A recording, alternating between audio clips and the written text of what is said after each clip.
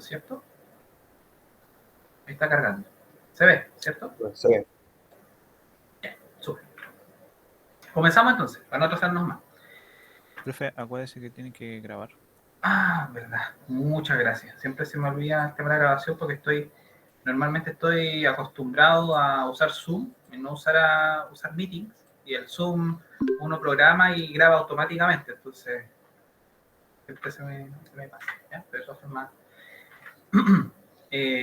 siempre tengo un respaldo porque tengo grabaciones de años anteriores, ¿ya?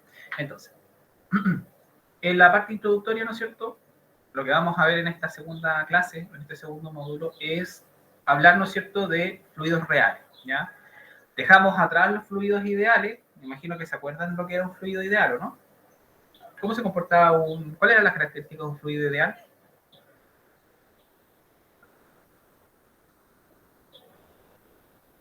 No necesariamente. ¿Ah? Era incompresible. Era incompresible. Es una de las características, ¿no es cierto? Que tenía un flujo laminar, ¿no es cierto? Que no presentaba roce, o el roce era despreciable, ¿no es cierto? Tenía una viscosidad neta cero.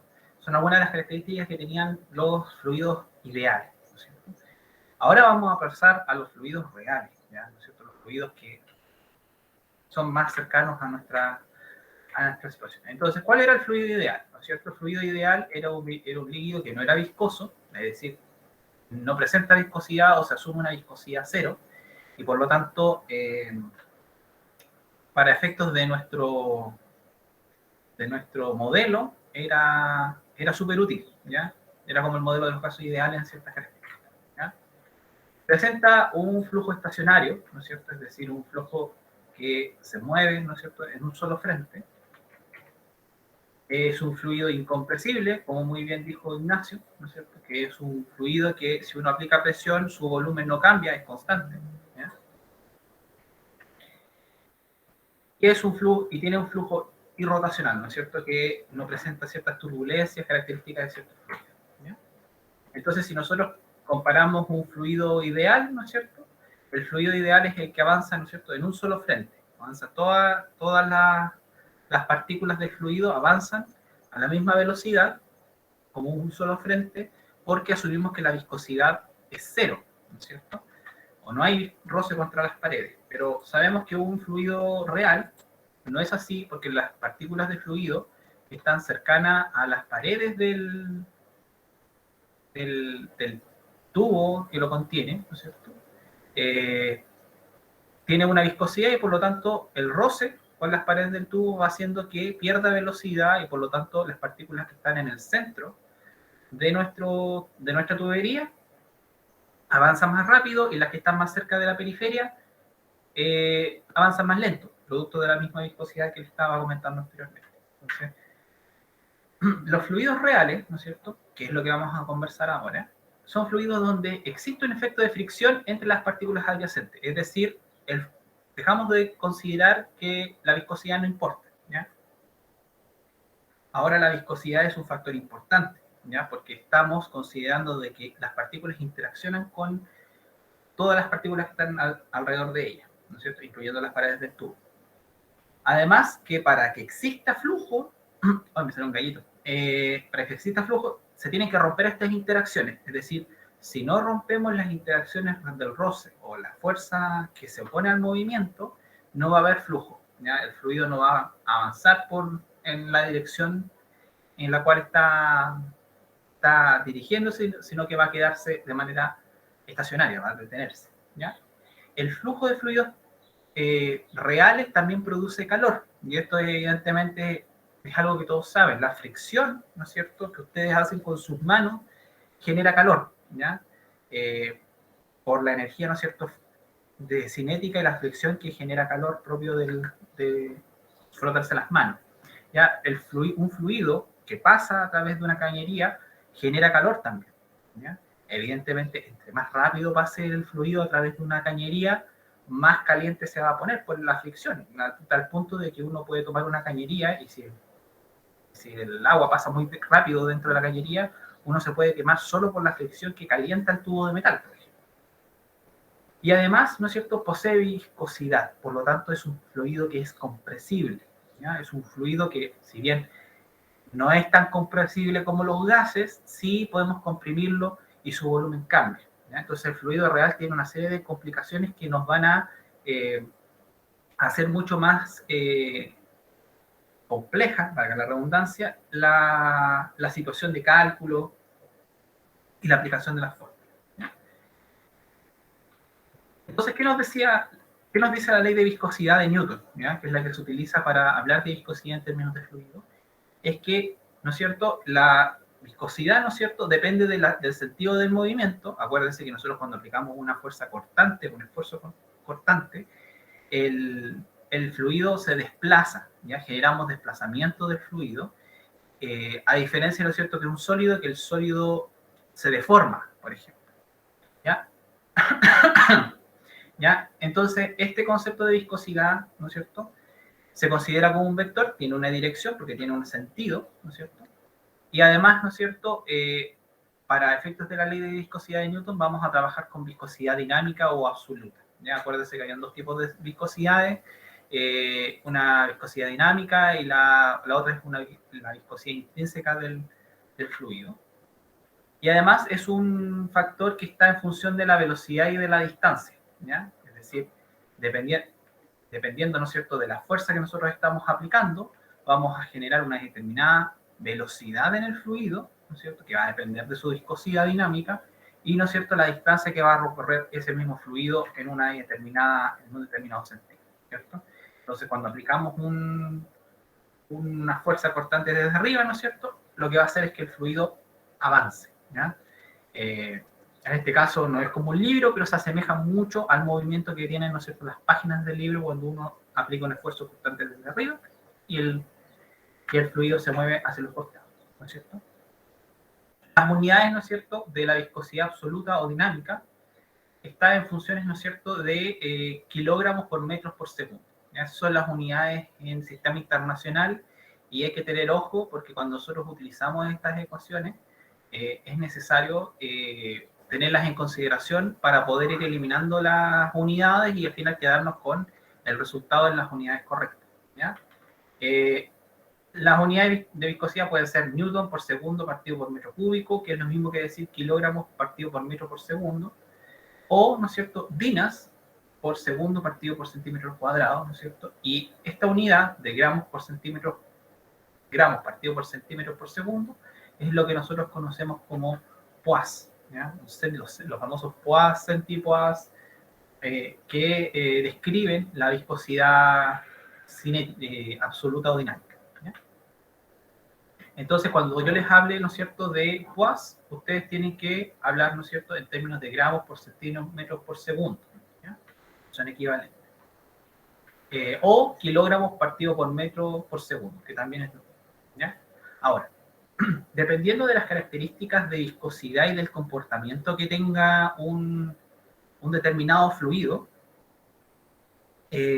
vamos a tener distintos tipos de clasificaciones de fluidos, ¿ya? Nosotros vamos a trabajar con fluidos newtonianos, ¿no es cierto?, que se comportan de manera lineal, ¿no es cierto?, a medida que uno aplica un esfuerzo cortante, ¿no es cierto?, aplicamos una fuerza cortante desde arriba, en función de la fuerza, a mayor fuerza del esfuerzo cortante, mayor va a ser la velocidad de deformación, ¿ya? Entonces, cuando la respuesta es lineal, estamos hablando de un fluido newtoniano, ¿ya? Evidentemente, hay un montón de otros fluidos que no se comportan de esta manera y que no tienen el mismo comportamiento, ¿ya? Como un fluido no newtoniano, los plásticos ideales o las sustancias isotrópicas, ¿ya? Pero eso ya es como más para el área de la ingeniería y no es para lo que a nosotros nos interesa, así que nosotros vamos a trabajar solo con fluidos newtonianos que responden de manera lineal, ¿no es cierto?, o la rapidez de la deformación de estos fluidos newtonianos, perdón, son ¿Profe? lineales al esfuerzo constante. Ignacio, dime. Cuando habla de comportamiento lineal, ¿se refiere a laminar? Lineal, no. Al lineal me refiero a que es una relación directamente proporcional, es decir, que si yo aumento en una unidad del esfuerzo cortante, por ejemplo, en términos de fuerza, la velocidad, la rapidez de deformación también va a aumentar en la misma proporción, ¿ya? Es una relación lineal.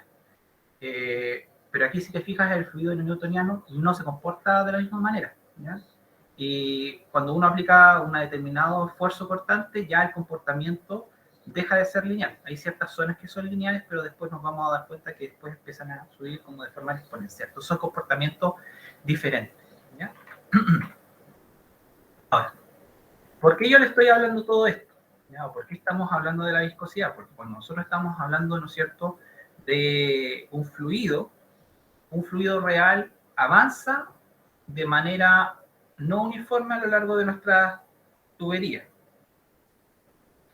En el caso de la sangre, ¿no es cierto?, que es nuestro fluido por excelencia en este curso, nos vamos a dar cuenta, ¿no es cierto?, de que se van a formar, ¿no es cierto?, un frente, ¿no es cierto?, del avance de la sangre. Voy a poner aquí la pluma, ¿no es cierto? Y que si bien podemos partir de una zona lineal, ¿no es cierto?, en donde toda la sangre avanza como un solo frente, las interacciones, ¿no es cierto?, de las partículas del fluido con las paredes van a hacer que los segmentos o los sectores, voy a hacerlo con otro color porque si no, no se va a ver ninguna búsqueda. Los sectores que están más cerca de las paredes van a ir, ¿no es cierto?, interactuando y van a ir presentando una resistencia al flujo y por lo tanto las partículas que van en el medio avanzan más rápido porque tienen menos fricción con las paredes, mientras que los sectores, ¿no es cierto?, que están en la periferia van a avanzar más lento. Entonces lo que vamos a tener a medida que va avanzando, ¿no es cierto?, el frente sanguíneo, o en este caso el fluido, vamos a obtener un perfil de velocidad laminar, ¿no es cierto?, de este estilo, ¿ya? ¿Se entiende la importancia de la viscosidad, cierto? Para que estemos hablando, ¿no es cierto?, de fluidos ideales que presentan este tipo de comportamiento. Entonces, como yo les había comentado en unas diapositivas atrás, para que el fluido pueda avanzar o pueda fluir, tiene que romper las interacciones, ¿no es cierto?, que se oponen al flujo. En este caso, la fuerza que se opone al flujo es la viscosidad, porque entre más viscoso sea el fluido, más le va a costar avanzar, ¿no es cierto? Es como cuando uno coloca una gota de agua en una mesa y inclinada, entonces el agua va a empezar a moverse y a desplazarse por la superficie de la mesa. Pero si ustedes colocan una gota de miel, la gota de miel va a avanzar mucho más lento porque la viscosidad se opone a la fuerza de movimiento del fluido. ¿Ya? Sigue, ¿cierto? Entonces, debido a la viscosidad, la velocidad de un fluido viscoso no es igual en todos los puntos de la sección transversal. Las paredes del tubo ejercen resistencia sobre la capa más externa del fluido, que a su vez actúa sobre la capa contigua, es decir, ¿no es cierto?, si esta avanza más lento, la capa que viene va a avanzar un poquito más rápido, ¿no es cierto?, y así sucesivamente hasta que llegamos al centro de la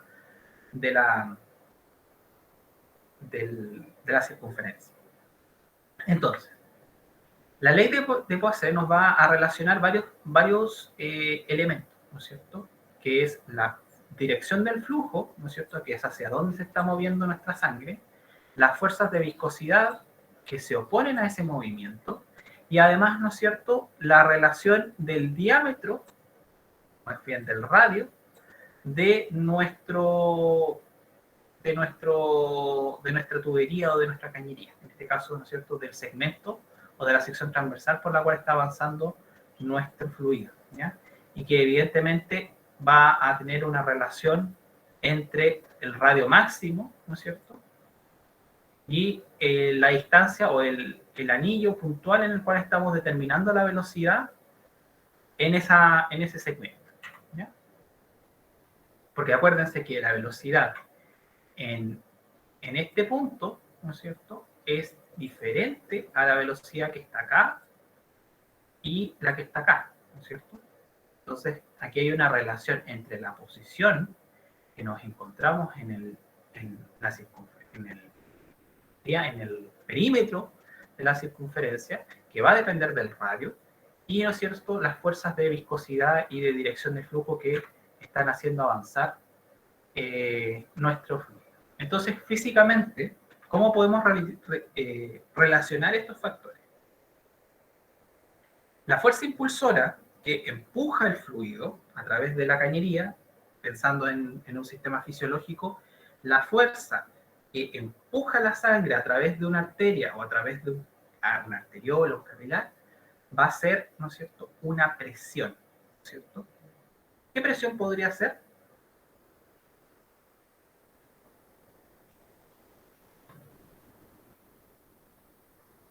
¿Cuál es la presión que mueve o impulsa la sangre en el sistema circulatorio? ¿La sistólica?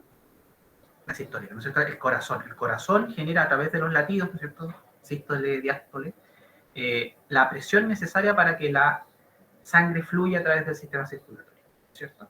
Entonces, la fuerza impulsora va a ser una relación entre las presiones, una variación de la presión, y, ¿no es cierto?, en función del área de la circunferencia, en este caso, del área de la arteria o de la vena por la cual está pasando el frente, ¿no es cierto? Porque esto es una relación, la fuerza va a ser distinta en el centro de la circunferencia que en el diámetro, ¿no es cierto?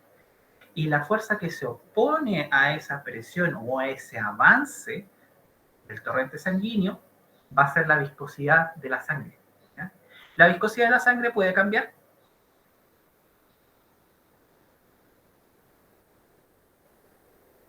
¿Sí? Sí, la Estábamos viscosidad de la sangre puede cambiar, ya sea porque varía el hematocrito, por ejemplo, podemos tener, ¿no es cierto?, mayores o menores niveles de agua, ¿no es cierto? Podemos tener distinta concentración de sales, o sea, la concentración de la sangre puede variar, ¿ya? Principalmente varía por el concepto del hematocrito, ¿ya? ¿Sabes lo que es el hematocrito, cierto?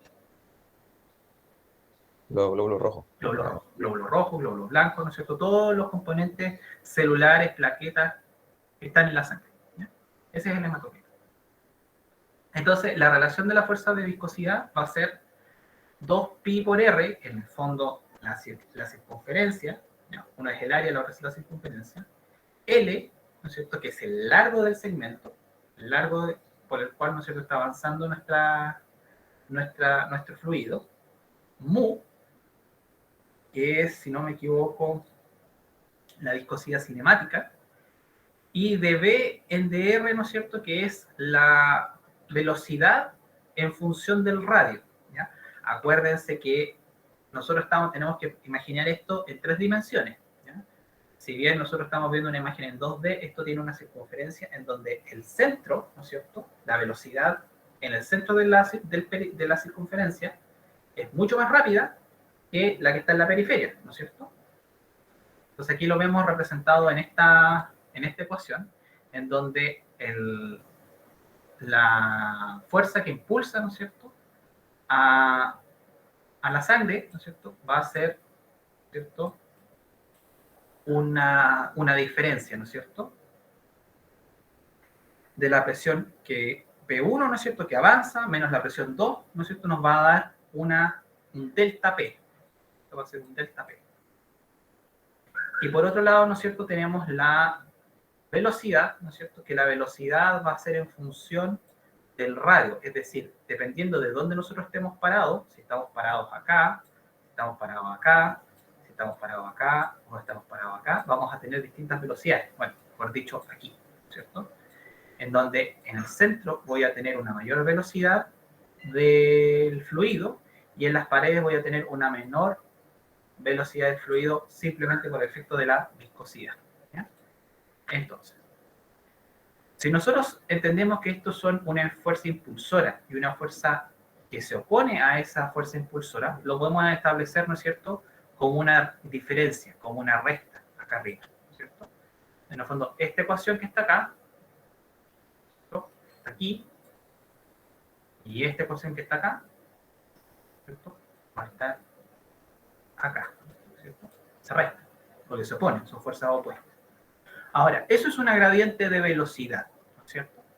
Eso es una derivada, es una Es un valor que varía en función de un determinado parámetro. Si yo ordeno un poquito esto, ¿no es cierto? Y esta recta la paso para allá, ¿no es cierto? Voy a tener una relación de igualdad entre ambas fuerzas impulsores y fuerza de viscosidad. Estos términos, ¿no es cierto?, que están acá, pi y radio, se pueden eliminar por simple despeje y nos vamos a quedar con una relación, ¿no es cierto?, en función del radio. Entonces, si yo tengo una derivada acá, lo que yo puedo hacer es hacer una integral. ¿Ya? Si aplico un poquito de cálculo en una variable, que no es nada extraordinario, voy a poder despejar, ¿no es cierto?, y expresar mi relación, ¿no es cierto?, en función del radio. R minúscula, ¿no es cierto?, es el radio, ¿no es cierto?, en donde yo me estoy ubicando, ¿no es cierto?, en función del centro de la circunferencia, va a ser el radio, la posición que yo quiero determinar la velocidad, y R mayúscula es el radio máximo, ¿cierto?, el radio máximo de nuestra arteria en la cual estamos trabajando, ¿cierto?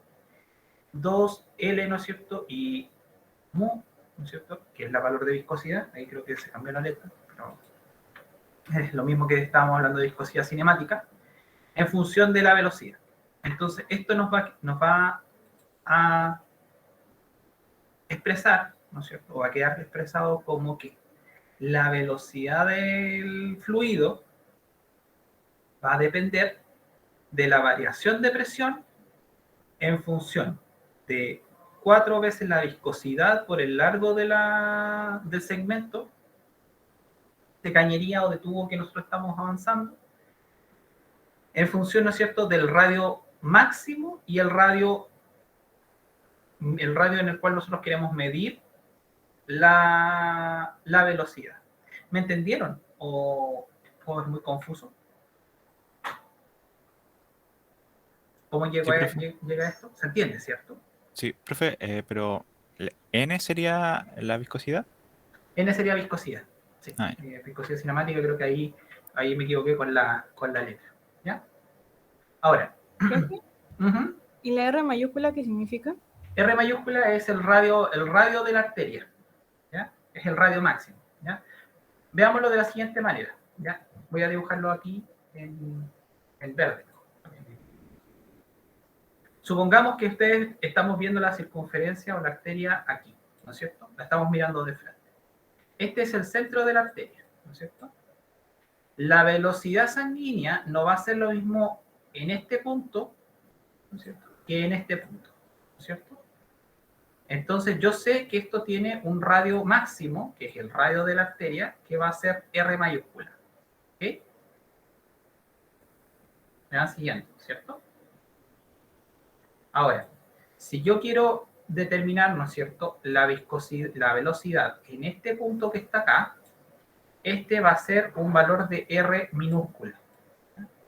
Y eso es lo que establece, ¿no es cierto?, esta ecuación que yo les acabo de explicar.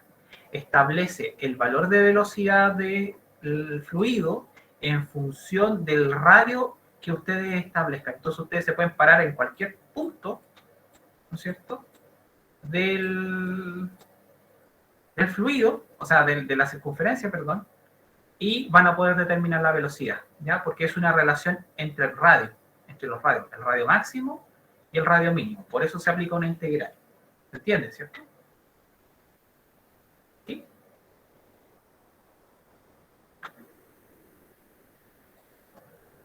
Sigo, avanzo. Ya.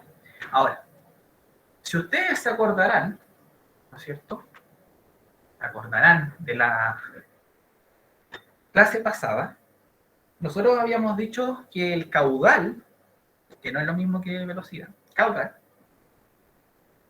era una relación entre la velocidad y el área, ¿no es cierto?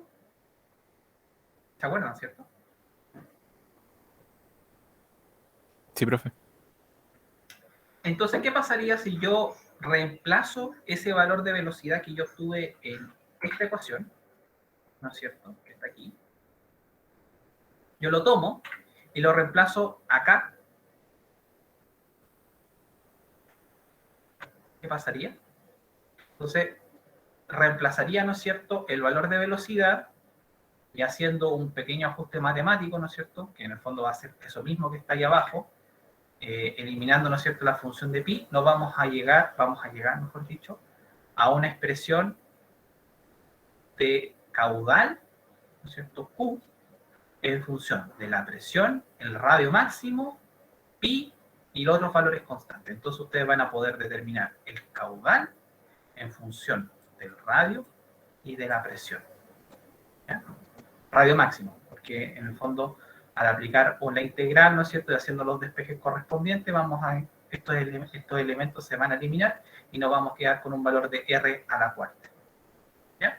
No les voy a pedir que hagan el despeje matemático, esto es solo simplemente para que sepan de dónde viene, ¿ya? Que todo esto tiene una explicación física, ¿ya? En el fondo, lo que estamos viendo acá en esta ecuación es una condensación, o más bien una simplificación, de las fuerzas que influyen en el movimiento de fluido que es la sangre, ¿ya? Entonces nosotros vamos a ir viendo que el caudal va a ir dependiendo del radio y de la presión. Son distintas fórmulas matemáticas que nosotros vamos a ir obteniendo. Entonces, si ustedes miran en la imagen, ¿no es cierto?, que está acá en la parte inferior izquierda de su pantalla, vamos a tener, ¿no es cierto?, que la presión, ¿no es cierto?, la misma presión, con diámetros, ¿no es cierto?, de arterias diferentes, van a generar un caudal diferente, ¿ya? O sea, vamos a tener que en una arteria de un diámetro de 1, vamos a tener 1 ml por minuto de caudal, mientras que en un diámetro de 4 vamos a tener 256 ml por minuto de caudal. Por lo tanto, el caudal de sangre que pasa por una arteria va a depender de la presión y va a depender del radio de esa arteria. ¿Ya? Son relaciones de parámetros sanguíneos. Entonces, ¿qué es lo que nos entrega la ley de Poisson? No sé cómo se pronuncia, no soy muy bueno en francés. O Poisson. ¿Poisson? Sí. Bueno, la ley de Poisson nos permite relacionar la presión sanguínea, ¿no es cierto? Presión que ustedes se toman acá, ¿no es cierto? Se la pueden tomar en la ingle también. Pueden relacionar la presión, las dimensiones del tubo, en este caso la arteria, la vena, la arteriola, lo que ustedes quieran medir, y la viscosidad sanguínea. Relaciona todas esas cosas. ¿Ya?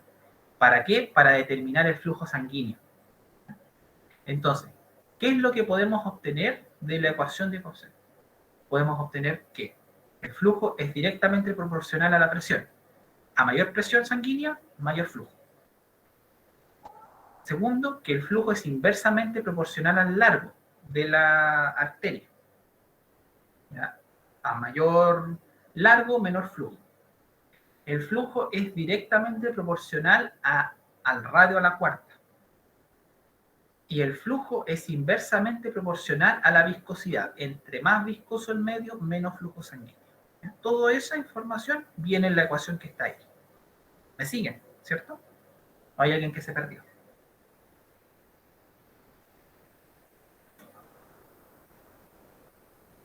¿Bien? ¿Mal?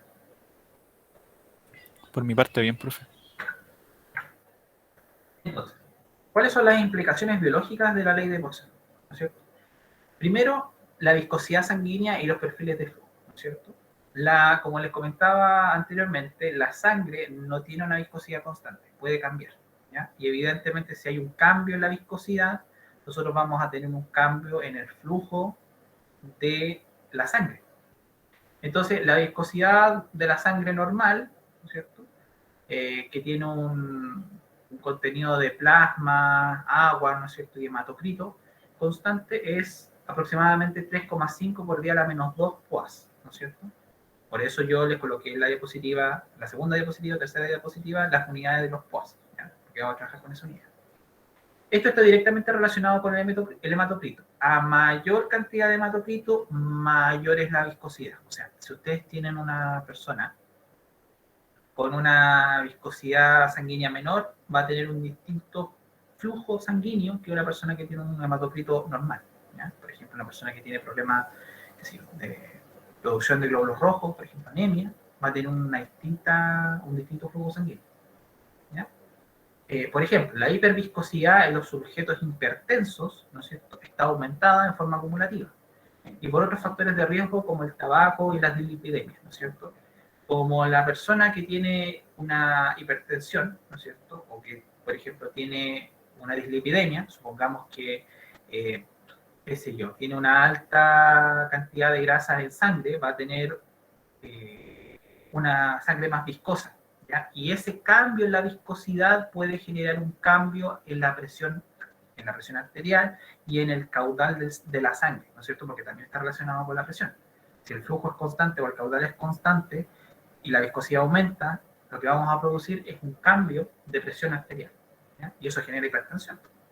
Entonces la sangre está muy relacionada con la viscosidad de la sangre está muy relacionada con ciertas enfermedades, ¿ya?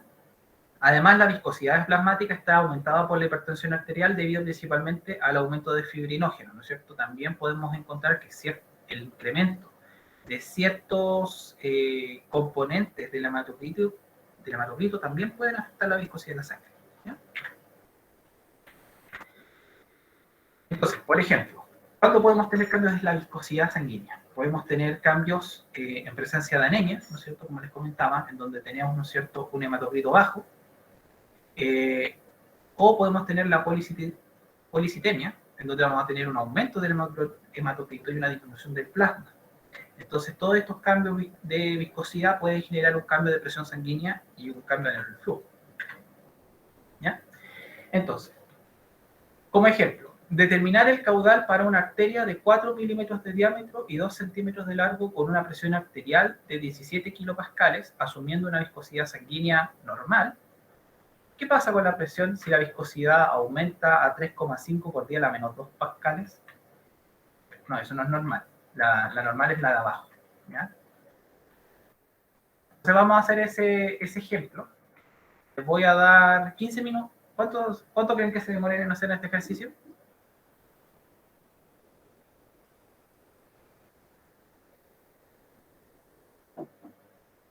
¿Cuánto les doy?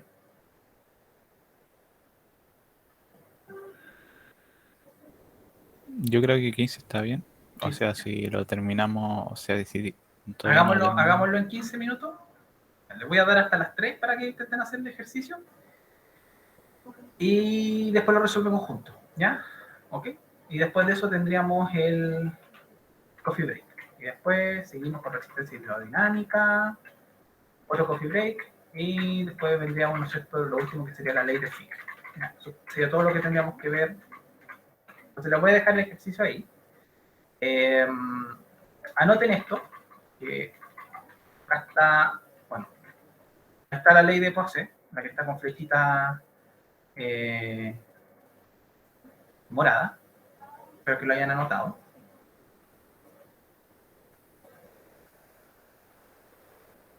Y ahí están, acá estaban las unidades de viscosidad, ¿ya? Pueden hacerlo en kilogramos por metro por segundo, ¿ya? Acuérdense que también hay pascales de por medio por ahí dando vueltas, ¿ya? Los pascales habíamos dicho cuánto eran, los pascales en unidades de este sistema internacional, ¿se acuerdan?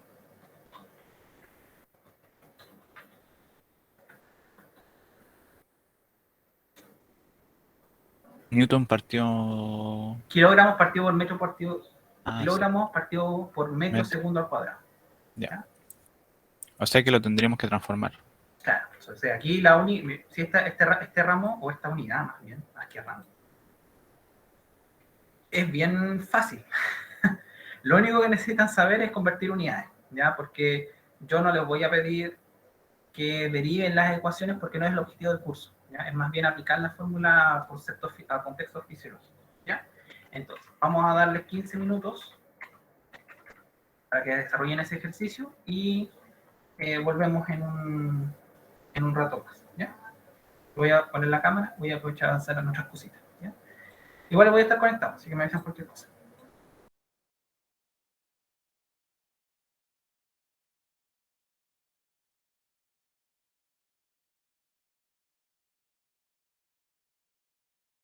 ¿Agobiados con el ejercicio? ¿Podríamos sacarlo o no podríamos sacarlo?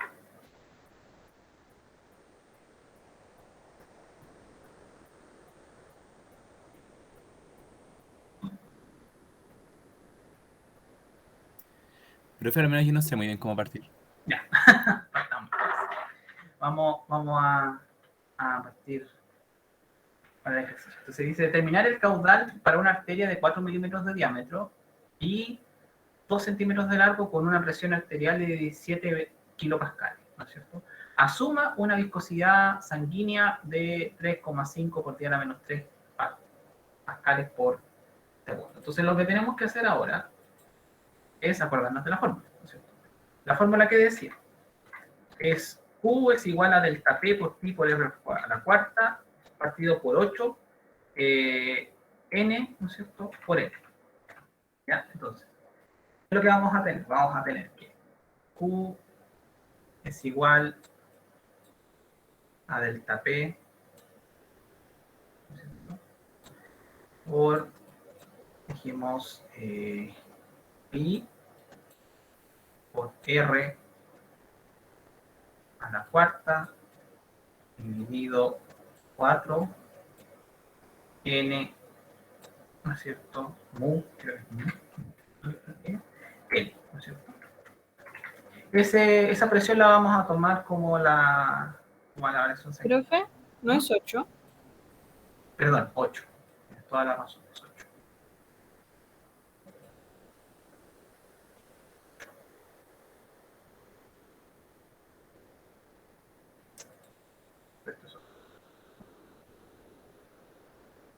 Entonces, vamos a asumir que estos 17 son 17 kilopascales de variación de presión, delta P. ¿Ya? Entonces nos están preguntando por el valor de Q, simplemente. ¿Ya? Ahora, vamos a calcular el valor de delta Q. El valor de de Q sería la presión, ¿no es cierto?, que serían 17 kilopascales. Si son 17 kilopascales, eso son lo mismo que decir 17.000 pascales. ¿Ya? Vamos a trabajar con pascales porque los pascales se van a eliminar. ¿Ya? Q es igual a 17.000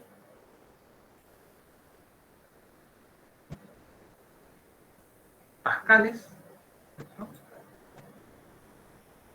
por pi, que es 3,14. Pueden decir 3,1416 si quieren ser más exactos, pero con 3,14 ya estamos bien. Por R. Ahora, el radio eran 4 milímetros, pero nosotros vamos a trabajar con metros. Entonces, estos 4 milímetros los vamos a pasar a metros. ¿Cuántos metros son 4 milímetros? 0,0004. 0,0004. ¿Cierto? Porque es 4 dividido 10, nos va a dar en centímetros, ¿no es cierto? Y dividido 100 nos va a dar en metros, ¿cierto? Entonces es lo mismo que decir 4 dividido 1000. Si me equivoco en algo, ¿no es cierto?, me pueden corregir. ¿Estoy bien o estoy mal?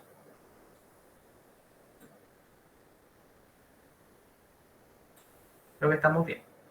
Entonces esto debería ser 4,0 por 10 elevado a menos 3. ¿Y 2 centímetros de largo cuánto es? Si 100 centímetros es un metro. Profe, ¿Mm? una consulta, ¿no sería con un 0 menos lo que había puesto de milímetro a metro? ¿Cómo?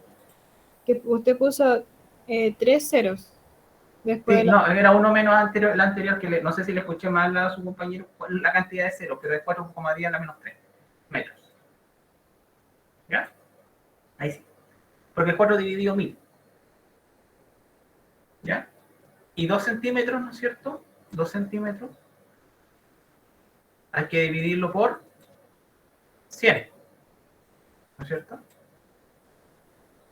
¿Por qué? Porque un metro son 100 centímetros. Son 100 centímetros. Entonces, ahí 2 dividido 100 me va a dar, ¿no es cierto?, que es 0,02. ¿Cierto? Ya, claro. Este sería 0,003. O sea, 4. 0,004. Estos serían en metros. Ahora tenemos todo en metros. Entonces esto me daría 4, 10 a la menos 3 al cuadrado dividido 8, ¿no es cierto? Por la viscosidad, que eran pascales, digo por segundo. Bueno, estos son metros, ¿no es cierto? Metros. Y este es a la cuarta. A la cuarta. ¿Me van siguiendo, cierto? ¿O se perdieron en algún punto?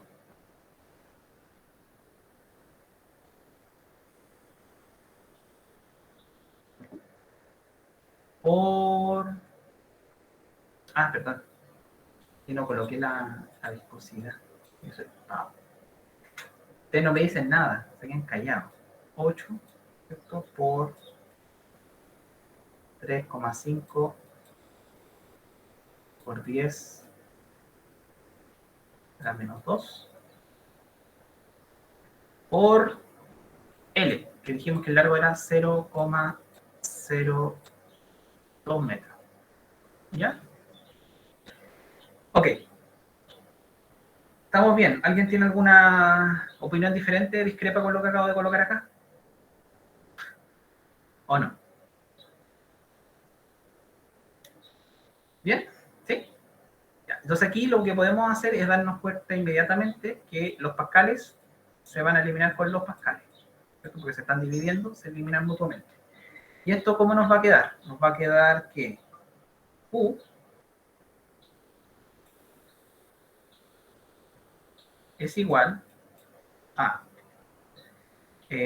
4 exponente a la menos 3 elevado a 4, ¿no es cierto? Por 17.000 por 3.14 me va a dar, ¿no es cierto?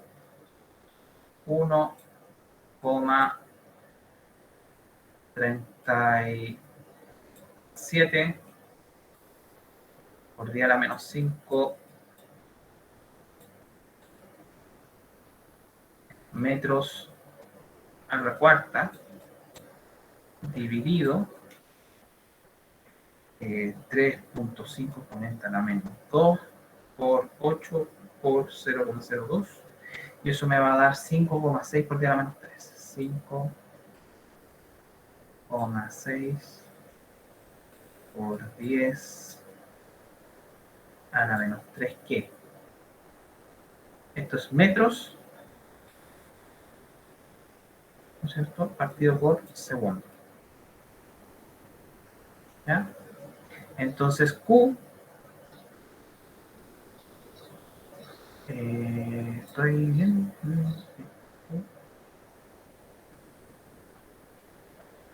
Me falta algo, creo. Profe, ¿Mm? ¿por qué se pone la viscosidad con el elevado menos 2 y no con el elevado menos 3? Ah, espérame, porque 8, por el 0,02, porque multiplicarlo por 0,02 queda como por 10 a la menos 3. No, sí, pero en el caso de arriba, que dice, asuma que la viscosidad sanguínea es de 3,5 por 10 elevado a menos 3. ¿Por qué se pone en cambio? Ah, perdón, me equivoqué, vi el de abajo, vi el valor de abajo, perdón, es menos 3. Toda la razón, menos 3. Ahí. Entonces este sería 8,3.5 exponente a la menos 3 por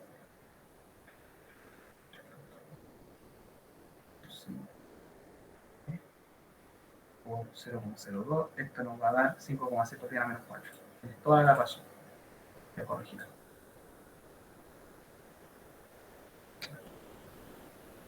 Menos 3. Este sería menos 4. Entonces Q va a ser igual a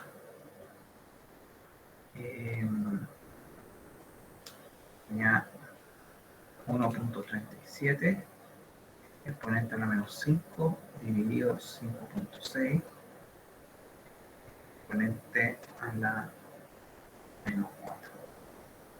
Entonces esto nos va a dar que, bueno, esto se va a transformar en metros cúbicos cierto? Y esto se va a eliminar, entonces esto nos va a quedar como 0,0245 metros cúbicos por segundo. Ahí está. Bien. Por unidad de tiempo. ¿Estamos bien, cierto? ¿Sí? Creo que la viscosidad es por segundo. Para que nos dé. Déjenme verificar las unidades de viscosidad.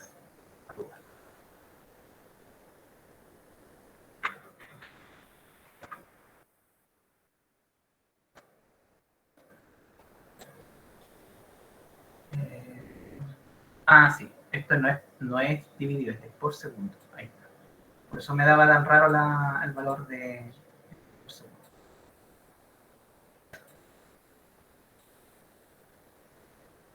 Acá en el segundo. ¿Se fijaron por qué me equivoqué o no? ¿En qué me equivoqué?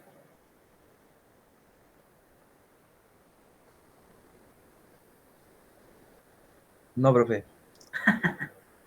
Me equivoqué aquí, porque la viscosidad es en pascales por segundo, no dividido por segundo, porque si no el caudal les da en metros cúbicos por segundo y eso está mal, pues si el caudal son unidades de volumen en unidad de tiempo, entonces tiene que ser dividido. Entonces ahí estaba la pifia. Entonces llegamos a eso. Esto sería el caudal sanguíneo con esta viscosidad. Acá.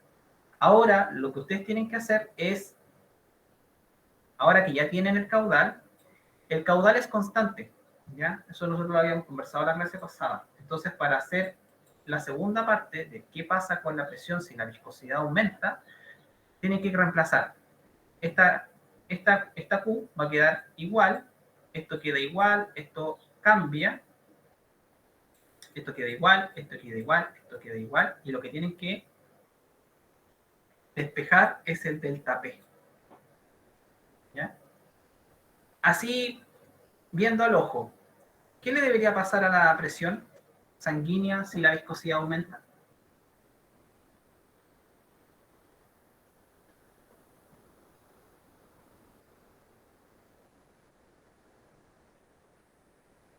No sé, ¿qué tiene que pasar si la viscosidad aumenta?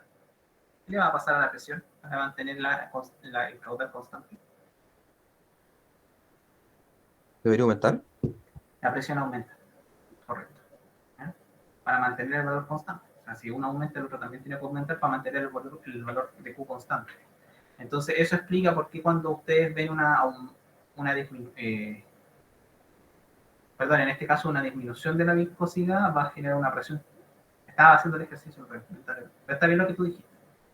Si aumenta la viscosidad, aumenta la presión. Si baja la viscosidad, disminuye la presión. En este caso, ustedes van a reemplazar 3,5 por 10 a la menos 3 a 3,5 por 10 a la menos 2. Eso significa que hay una caída en la viscosidad y por lo tanto la presión también debería disminuir. ¿Quieren hacerlo? Les doy unos minutos para que intenten hacerlo en la segunda parte o la resuelvo inmediatamente. No, profe, denos tiempo para hacerlo. Ya, para que practiquen. Les voy a dar 15 minutos más para que lo intenten antes de pasar a la siguiente parte. ¿Ya? Para que se distinga de lo que hicimos. ¿Ya? Entonces, el valor de Q va a mantenerse constante. Dijimos que era 0,0245 metros cúbicos partido por segundo. Y eso tiene que ser igual a delta P. ¿No es cierto? Delta P. Por pi. Pi por r al cuadrado, ¿no es cierto? Que no variaba. Era 4 por 10 a la menos 3 elevado metro elevado a la cuarta dividido, ¿no es cierto? 8, pero en este caso va a cambiar la viscosidad y ya no van a ser 3,5 por 10 a la menos 3, va a ser 3,5 por 10 a la menos 2. 3,5 por 10 a la menos 2 pascales por segundo.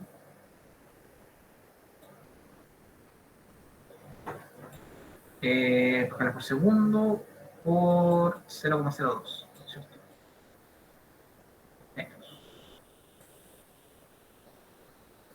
Entonces, tienen que desarrollar lo que está abajo, multiplicarlo por 0,0245 y dividirlo por pi y el radio a la cuarta.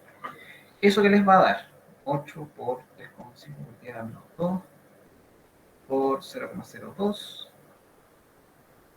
multiplicado por 0,0245 dividido pi por 4 menos 3 a cuarta. Eso les debería dar 17.000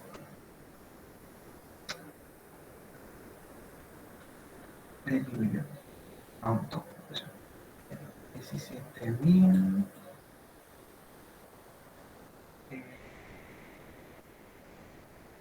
5,94.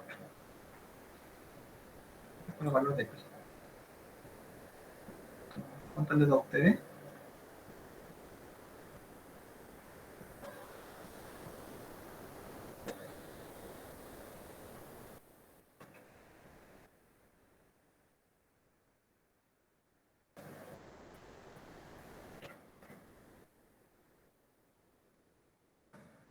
No, está bien. Aumenta la presión. Yo me equivoqué antes. Aumenta la presión si cae la viscosidad.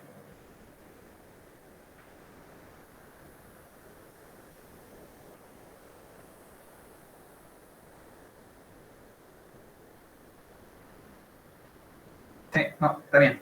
Genera un aumento de presión en la caída de la viscosidad. ¿Cuánto les da a ustedes? Lo mismo, profe. Entonces genera un aumento. Ahí yo me equivoqué. La caída de la viscosidad. Miento. Es un aumento de la viscosidad, pues si el número no se hace más chico, se hace más grande. Está bien. Está dentro de solo. Una disminución. Claro, aumentó la viscosidad. Por lo tanto, aumenta la presión sanguínea. Estoy bien. No me equivoco. Me estaba enredando solo. Perdón. Estamos bien. Entonces generamos un aumento. No es un aumento significativo, pero igual es un aumento. ¿Ya? ¿Están muy cansados o quieren continuar? Vamos a hacer una pausa.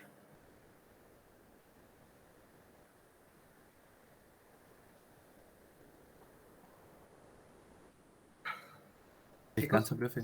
Descanso. Ya, les voy a dar 15 minutos para que se tomen un respiro. Vamos a estoy hablando por tonteras. Me estoy yendo en puras falacias. 2 por 0,02 por 0,0245 dividido, claro, aumentó de 170.000, déjame ver, dividido pi por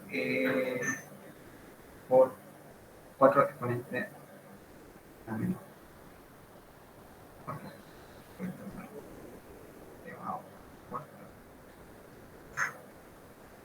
Claro, no, aumentó a 170 kilopascales. No, esto está bien. No eran 17.000, eran 170.000, 170 pascales. O sea, bueno, igual es un aumento significativo de un orden de magnitud de la viscosidad. Pues, está bien. Entonces pasó de 17 kilopascales a 170 kilopascales de presión. Esto igual son cifras bien exageradas, porque si se fijan, la viscosidad cambió de 0,00335 cambió a 0,035, o sea, es un orden de magnitud. Entonces está bien, aumentó en un orden de magnitud la presión. Está bien. Ya, profe, Ahí, gracias. tenía gracias por la observación. Ya, entonces 15 minutos, a las 15:40 continuamos. Ya, profe.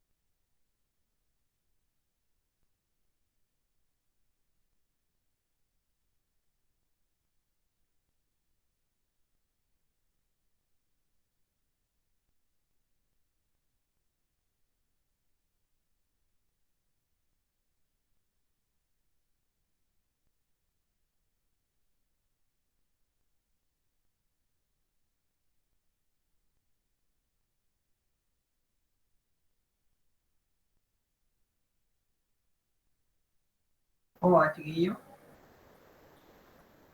Yo voy a ir a hacer un café y retomamos, ¿ya?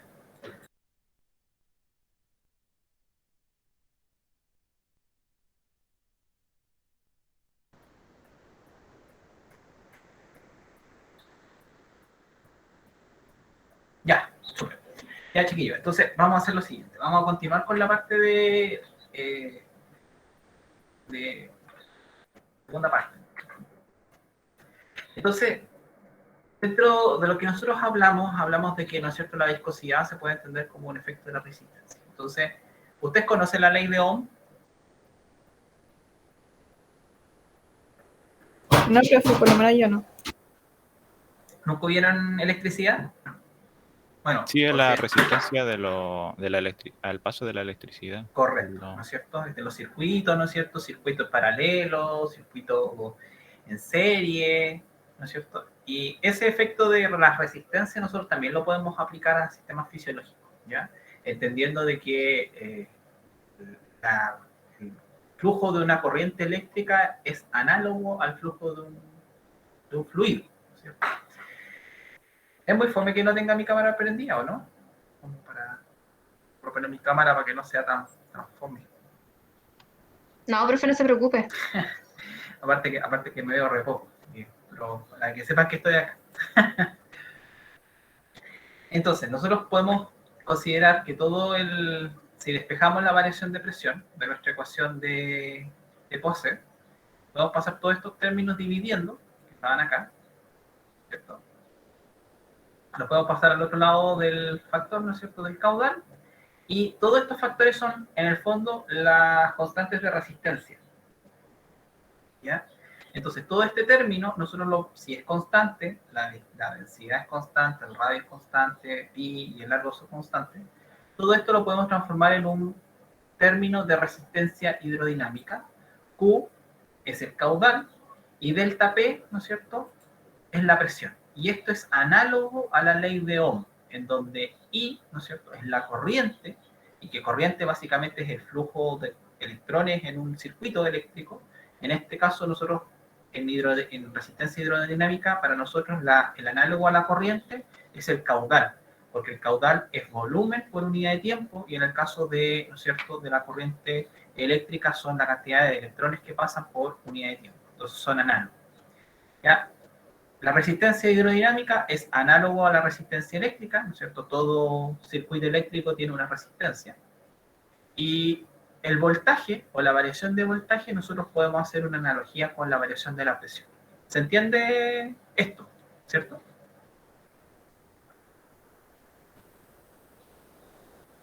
¿O no? ¿Sí? Entonces son análogos. Y por lo tanto, nosotros podemos determinar, ¿no es cierto?, la resistencia hidrodinámica si tenemos, por ejemplo, los parámetros de una arteria, por ejemplo, el volumen de una arteria y la viscosidad en las unidades que hemos estado hablando. Entonces, todas estas cosas que les estoy comentando ahora son valores, ¿no es cierto?, que nosotros podemos reemplazar y utilizarlos como valor de resistencia. Y como son análogos a la resistencia, ¿no es cierto?, eléctrica, el sistema circulatorio lo podemos ver, ¿no es cierto?, como un circuito eléctrico, en donde cada órgano actúa como una resistencia, ¿ya? Y podemos comprenderlo o entenderlo como tal, como si fuera un circuito en serie, ¿no es cierto?, en donde la sangre fluye en serie a lo largo de los distintos órganos o a los distintos sistemas, partes del sistema circulatorio, ¿cierto?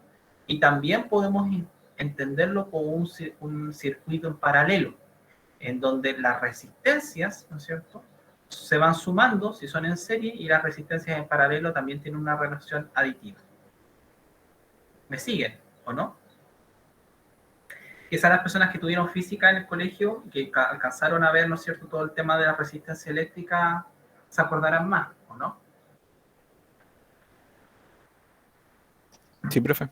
Entonces, ¿cómo yo puedo calcular la resistencia de un circuito en serie? Aquellos que tuvieron electricidad que vieron electricidad en la U, o sea, en el liceo, perdón.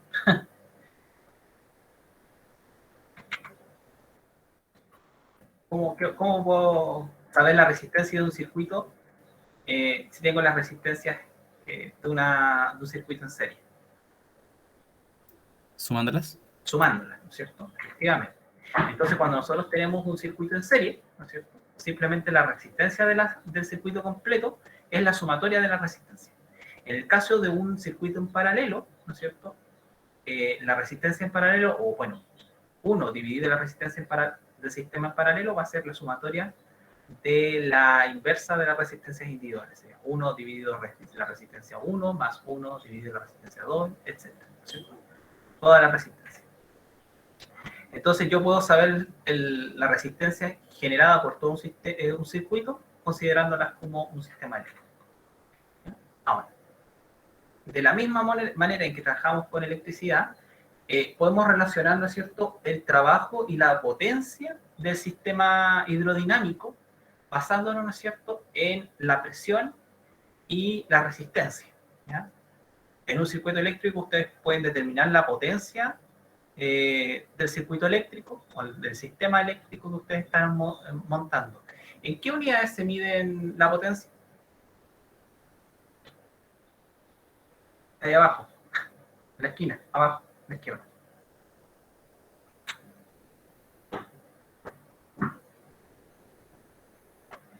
¿En watt?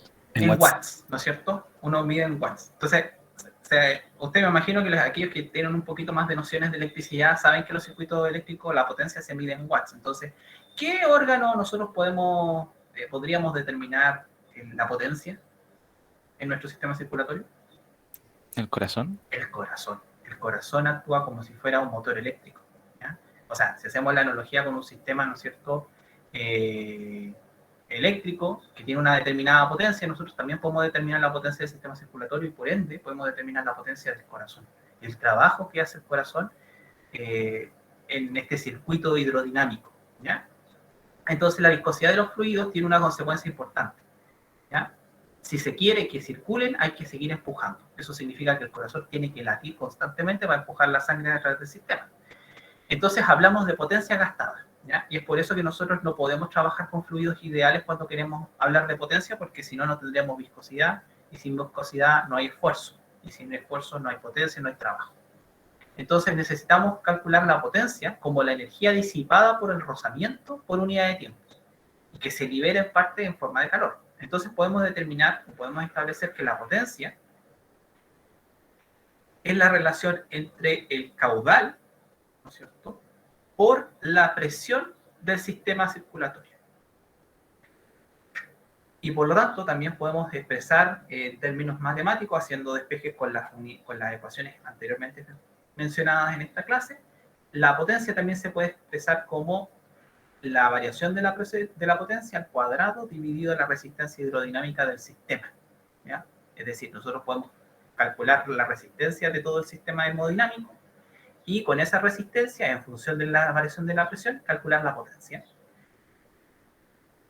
Y la potencia también se puede expresar en función de la resistencia y el caudal. En el fondo son expresiones, ¿no es cierto?, diferentes para expresar potencia dependiendo de los parámetros que ustedes tengan. Si tienen caudal y presión, pueden calcular potencia con la primera ecuación. Si tienen resistencia y caudal, también pueden calcular la potencia. Y si tienen presión y resistencia, también pueden calcular potencia. Todos esos les permiten determinar el gasto cardíaco. ¿Ya? Ahora, las unidades en las cuales se expresan son el caudal, lo podemos expresar en metros cúbicos por segundo, para evitar tener problemas con las unidades. La presión la podemos expresar en pascal, ¿ya? Que, si no me equivoco, el pascal era kilogramos por metros al cuadrado por segundo, si no me equivoco. No, déjenme revisarlo para no confundir.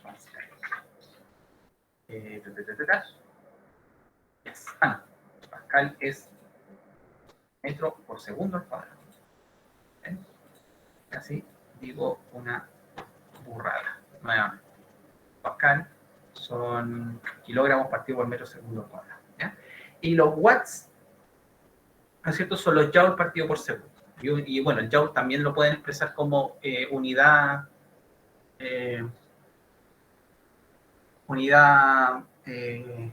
de sistema internacional, ¿ya? Porque había una mosca y no tolero una de las cosas que más me cargan son las moscas. Ya, entonces, nosotros podemos determinar el trabajo, la energía consumida por un fluido compresible, un fluido ideal, y eso se puede definir, ¿no es cierto?, fluido real, como se puede definir como el trabajo es igual a la variación de la presión por el volumen, ¿ya? Donde delta P es la variación de la presión en pascales y el volumen del fluido en metros cúbicos, y por lo tanto, de manera análoga, podemos calcular el trabajo del sistema, ¿no es cierto?, en función de la potencia y de la variación del tiempo. Estos son simplemente arreglos de la misma ecuación, ¿ya? En donde P es la potencia en watt y el tiempo en segundos. Entonces, el trabajo, ¿no es cierto?, que realiza el corazón, es decir, el gasto cardíaco, lo podemos calcular en base a la potencia, y la potencia a su vez se calcula de la resistencia y del caudal. Entonces estamos obteniendo una serie de parámetros fisiológicos simplemente a través de ecuaciones físicas. ¿Se entiende lo que estamos haciendo, cierto? O de lo que estamos hablando. No creo que sea necesario hacer ejercicios de esto, al menos no en clase, porque esto es simplemente una multiplicación de parámetros físicos. Lo único que tienen que tener cuidado son las unidades, ¿ya? Ok. ¿Sí? ¿Alguien está perdido de todo lo que te estoy hablando? No, profe, todo bien. Todo bien. Escucho más la voz de los varones más que de las chiquillas en esta clase, ¿ya? Así que por favor, todos sean partícipes, ¿ya? Entonces aquí tenemos un ejemplo, ¿ya? Acá tenemos un circuito hemodinámico y ustedes pueden ver al tiro qué sistema es, qué sistema de resistencias tenemos acá. Es en paralelo.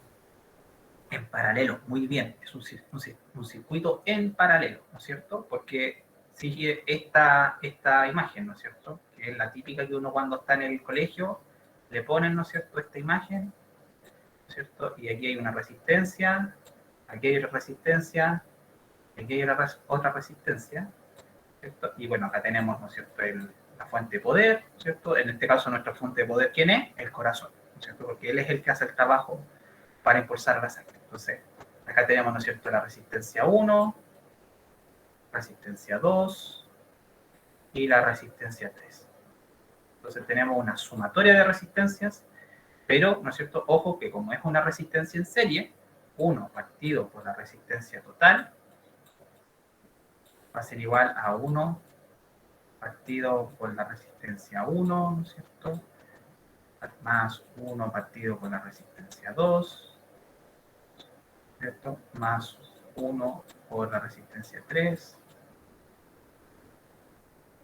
más 1 por la resistencia 4, ¿cierto? Entonces sería una sumatoria de las inversas de la resistencia. Acá no tengo valores de resistencia, pero es cómo deberían proceder para este tipo de ejercicio. Una vez que despejan el valor de la resistencia total, con esa resistencia total ustedes pueden calcular la potencia, ¿no es cierto?, porque ustedes tienen la presión de entrada y la presión de salida, ¿ya? En este caso, lo que ustedes tienen que hacer es calcular el delta P, que sería una resta en el fondo.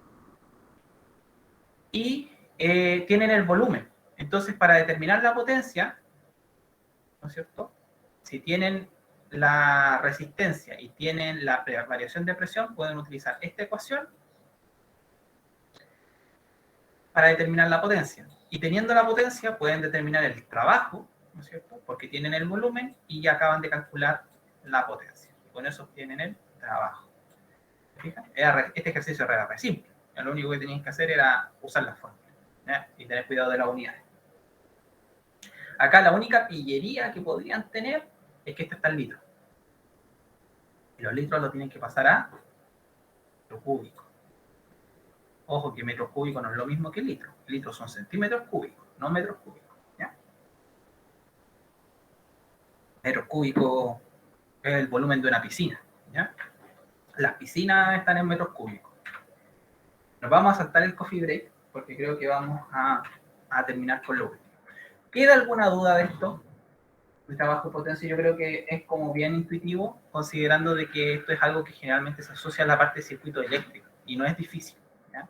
Tienen que saberse esas fórmulas y esas fórmulas, esas dos fórmulas, nada más, para poder determinar lo que yo les puedo preguntar en la prueba. En la prueba probablemente le pongo un ejercicio de esta manera, de este mismo, con unidades diferentes y con la resistencia, por supuesto, y ustedes van a tener que calcular. Puede colocárselo en serie o puede colocárselo en paralelo, ¿ya? Entonces, si obedece a esta forma, es un circuito en serie. Si obedece a esta otra fórmula, ¿cierto?, es uno en paralelo. Este es en paralelo y este es en serie, ¿ya? ¿Estamos ok con eso, cierto? Sí, profe. Entonces, continuamos.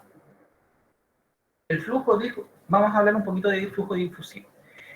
En los sistemas biológicos, ¿no es cierto?, hablamos también de compartimentos, ¿no es cierto? Estos compartimentos pueden ser células, órganos, espacios dentro de los órganos.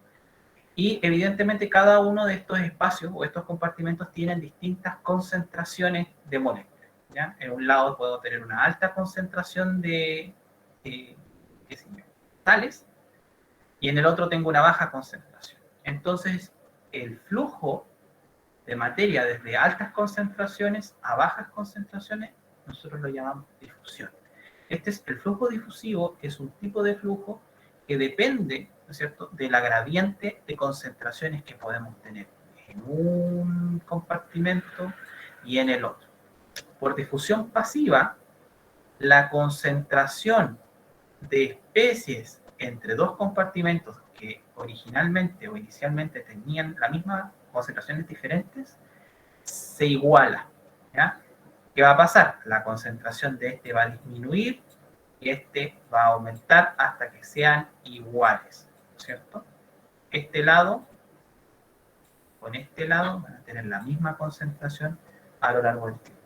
Entonces, el flujo difusivo, que es otra forma de flujo, que representa a los solutos que están en una solución o a las moléculas que están en una solución, es el cociente entre la masa total de moléculas de soluto que atraviesan una sección de tubo, o una cañería en este caso, en una unidad de tiempo. En este caso, la masa total de moléculas nosotros la vamos a representar con moles, ¿ya? ¿Se acuerdan qué son los moles, cierto? No creo que se hayan olvidado qué son los moles. ¿Puedo calcular los moles? Sí, profe. Ya, ¿no es cierto? Que el peso de la cantidad de masa partido por el peso molecular y la unidad de tiempo. ¿Ya? Entonces, ¿cuáles son los parámetros que influyen en el flujo difusivo de una especie entre un lado y el otro de una determinada concentración? Cuanto mayor sea el área de la sección de tubo por donde viajan las moléculas de soluto, mayor será el flujo. Es decir, a mayor área, ¿no es cierto?, mayor va a ser la difusión de las especies de soluto. Lógico, porque tienen un área más grande por donde pasar. Cuanto más largo el tubo, menor será el flujo, ¿ya? Y cuanto mayor sea la diferencia de concentración, mayor va a ser el flujo también, ¿ya? O sea, si yo tengo una concentración más alta acá, el flujo va a ser más rápido, es decir, las especies, ¿no es cierto?, por ejemplo, en este caso sales, por ejemplo, van a migrar rápidamente. Otra cosa, no necesariamente vamos a estar hablando aquí de un tubo. ¿Qué pasa si yo tengo, por ejemplo, una membrana? ¿Cierto? Imaginemos que tengo una membrana plasmática. ¿Okay? ¿La ley de flujo difusivo obedece o no obedece? ¿Cierto? A esta regla. Porque ya no estaría hablando de un tubo, estaría hablando de una membrana. ¿Obedece la ley de flujo difusivo a una membrana? ¿O solo se aplica para cañería, bacterias?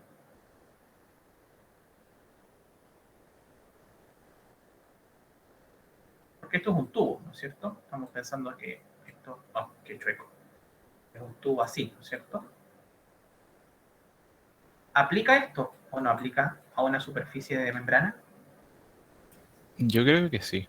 Sí, sí, pues, ¿no es cierto? Sí aplica, es análogo, es lo mismo. Lo único que cambiaría en este caso es que aquí el área es, ¿no es cierto?, un círculo, ¿no es cierto? Y en este caso yo tendría una superficie cuadrada, ¿no es cierto? Entonces esto sería el área de la superficie por la cual está migrando a través de la membrana, por ejemplo, el espacio de membrana, y en este caso el largo del tubo sería el ancho de la membrana. Entonces yo les puedo colocar este mismo ejemplo de flujo difusivo, pero en vez de hacerlo a través de una cañería, lo podría hacer a través de una membrana. Y es completamente igual. Lo único que en este caso el área sería en función de una superficie y el largo del tubo sería el grosor de la membrana. ¿Ya? Y las concentraciones serían las concentraciones a un lado de la membrana, ¿no es cierto? Una, por ejemplo, concentración que sería externa. Y en el otro lado tengo, ¿no es cierto?, la concentración interna. Entonces, es exactamente lo mismo. ¿Ya? No todo van a encontrarlo en forma de tubo, pero las reglas fisiológicas y físicas son lo mismo. Entonces, para cada molécula, además, cada molécula tiene una propia movilidad. ¿Ya? No todas las mismas especies ni las mismas sales tienen la misma movilidad a través de una determinada membrana o determinada cañería. ¿Ya? Por lo tanto, cada molécula tiene un coeficiente de difusión que se representa con las letras D mayúscula. ¿Cuál es la ecuación de difusión? ¿No es cierto? Obedece a la ley de difusión de Fick, ¿no es cierto? En donde A es el área de sección de tubo o el área de la membrana, ¿no es cierto?, con la cual queremos difundir nuestros analitos. D mayúscula es el coeficiente de difusión. C es la variación de concentración o la diferencia de concentración a ambos lados, ¿no es cierto?, del compartimento. Y delta X es la distancia, que puede ser el largo del tubo o puede ser el ancho de la membrana. ¿Ya? Esto también puede expresarse, ¿no es cierto?, como densidad de flujos, ¿no es cierto?, si lo expresamos sin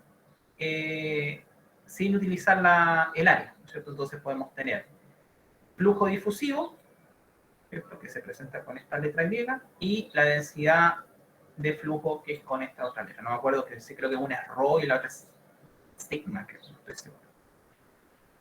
Entonces aquí abajito tenemos un GIF del proceso de difusión, ¿no es cierto?, en donde en un lado, ¿no es cierto?, tenemos mayor concentración y al otro menor concentración, y vamos a ver una migración de las moléculas hasta que tenemos, ¿no es cierto?, la misma concentración en todos los compartimentos. ¿Ya? Entonces, ¿cómo podemos aplicar la ley de Fick en términos fisiológicos? Creo que ya estoy terminando con esto. La ley de Fick puede derivarse para la determinación de fenómenos de transporte a través de la membrana, que es lo que le estaba comentando anteriormente, para moléculas como oxígeno, medicamentos, sales, glucosa, lo que se les ocurra. ¿Ya? De esta manera podemos determinar el gasto cardíaco, bueno, y tanto utilicé gasto cardíaco en otro contexto que creo que está mal ocupado, quizá un médico me va a pegar por haber dicho eso, pero gasto cardíaco se deriva, ¿no es cierto?, como el volumen, el consumo de oxígeno, ¿no es cierto?, y el gasto cardíaco, ¿no es cierto?, en función de la concentración de oxígeno en sangre arterial, ¿no es cierto?, y el oxígeno en sangre venosa. Entonces, con la aplicación de la ley de Fick nos permite identificar el consumo de oxígeno en ml, ¿no es cierto?, por minuto, que es una forma de difusión porque los gases difunden a través de la sangre, a través de las membranas y a través de todo el sistema respiratorio y cardíaco y circulatorio. Entonces lo que vamos a obtener aquí es una expresión que deriva de esta expresión de la ley de Fick. ¿Okay? Son fórmulas generales. Pero hoy generalmente me quedo con esta porque me gusta hablar de membranas celulares. Más que hablar de gasto cardíaco, de fórmula de dióxido de carbono. Yo preferiría, por ejemplo, hablar, por ejemplo, de difusión de medicamentos. ¿Se entiende el concepto de la ley de Fick o no? Sí, profe. ¿Te queda alguna duda, alguna pregunta? Y ya terminamos ya. Profe, ¿Mm? en la diapositiva anterior, bueno, ¿Esta? sí, la segunda fórmula, ¿de qué era? De densidad de flujo. Esta es de densidad de flujo. Esta es de densidad de flujo. Y esta otra es de cuál es el flujo difusivo. ¿Ya? Ahí tengo que darme el tiempo de tratar de enchular un poco esta tierra, esta última parte. Por acá son monomembranas, ¿no es cierto? Etcétera, ¿ya? Pero se entiende, ¿no es cierto? Básicamente partimos con un tubo y lo transformamos, ¿no es cierto?, en una membrana, ¿ya? Y obedece exactamente las mismas reglas, los mismos parámetros, exactamente lo mismo, solo que ya no estamos hablando de un tubo, sino que estamos hablando de una membrana que tiene un área, que tiene un grosor, porque el ancho o el largo del tubo lo reemplazamos por el grosor de la membrana. Eso es todo. Y eso sería todo, pues, chiquillos. Ya, con esto yo termino.